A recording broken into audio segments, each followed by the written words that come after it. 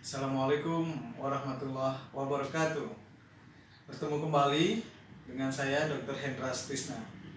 Baiklah sahabatku, hari ini saya ingin mengajak sahabat semua untuk belajar mengenal bagaimana penetapan waktu berbekam terbaik bagi klien kita. Ya, menurut Imam Ibnu Qayyim Al-Jauziyah mengatakan bahwa waktu yang terbaik dalam berbekam adalah siang hari, sahabat. Ya, itu berkisar di antara pukul 12 atau waktu zuhur sampai pukul 4 sore atau waktu asar. Itu waktu yang terbaik menurut Ibnu Qayyim.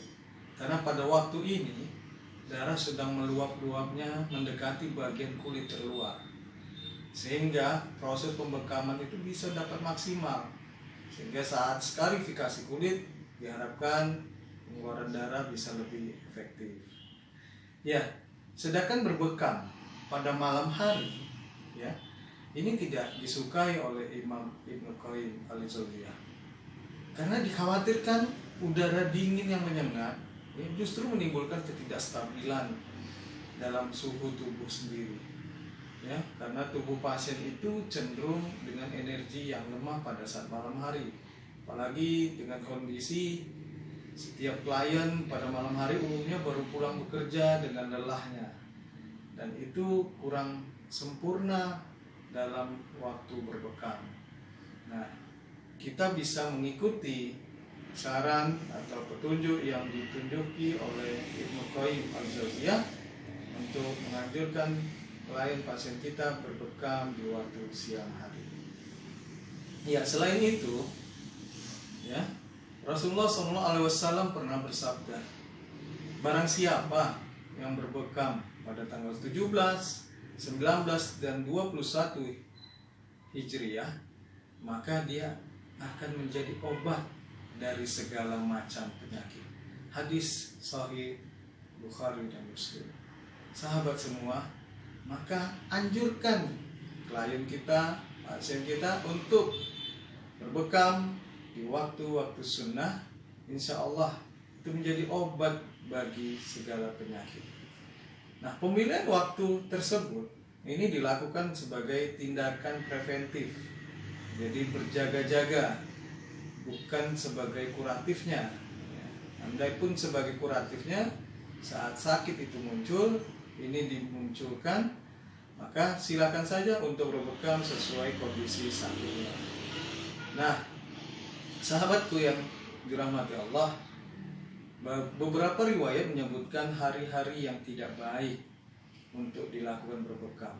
Ya, ada sebuah hadis dari Al-Baihaqi nomor 3093 yang menyebutkan bahwa hari Rabu dan Sabtu, ya, ini beresiko terkena penyakit kulit. Ada juga yang menyebutkan, ya, hari Jumat, ya. Hadis lain juga menyebutkan Kamis, Jumat, Sabtu, ya, dan Ahad.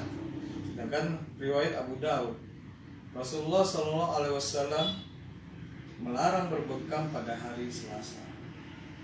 Namun Imam Ahmad bin Hambal menghukumi makruh, ya, berbekam pada hari Rabu dan Sabtu. Dan sedangkan Imam Ibnu Qayyim Al-Jauziyah mengatakan bahwa siapapun pada berbekam itu boleh saja pada saat dibutuhkan. Nah, mungkin kebanyakan dari kita bisa mengambil aspek pendapat dari Ibnu Qayyim bahwa bagi siapa saja yang membutuhkan kebutuhan untuk berbekam dipersilahkan di segala hari, apalagi dalam kondisi untuk pengobatan. Sedangkan di saat untuk preventif dianjurkan untuk mengambil tanggal-tanggal sunnah.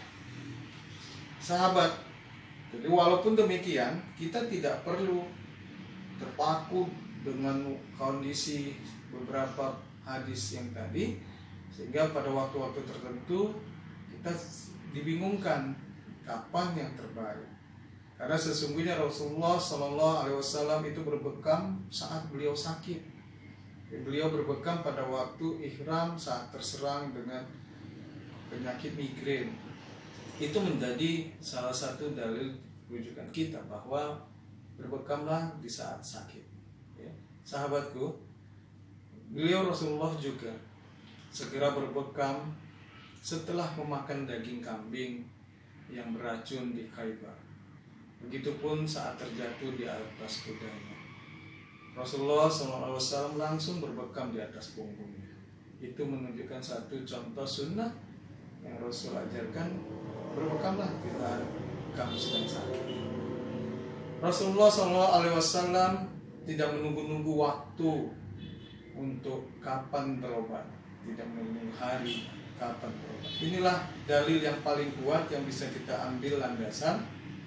Ya, walaupun berbekam pada waktu-waktu tertentu memang memiliki faedah yang lebih baik, tapi jika melihat kondisi hasil kajian medis terkandung sebuah sakit, penyakit yang kita alami, maka silakan berbekam di kondisi-kondisi pada saat itu.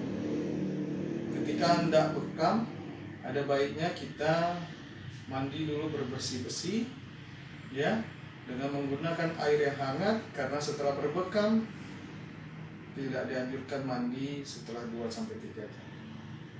Dan jika tekanan darah yang cukup rendah, juga bisa dilakukan langkah preventif.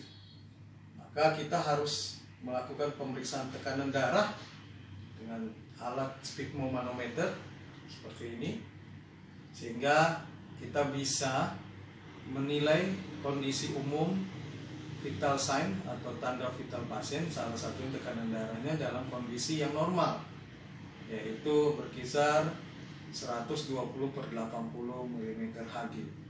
Dan jika tekanan darah cukup rendah di bawah 90 mm Hg, maka dianjurkan pasien untuk minum beberapa herbal seperti madu, ya, batu sauda, dan istirahat sejenak. Mungkin tensinya bisa kembali berangsur normal, baru dilakukan pembekaman.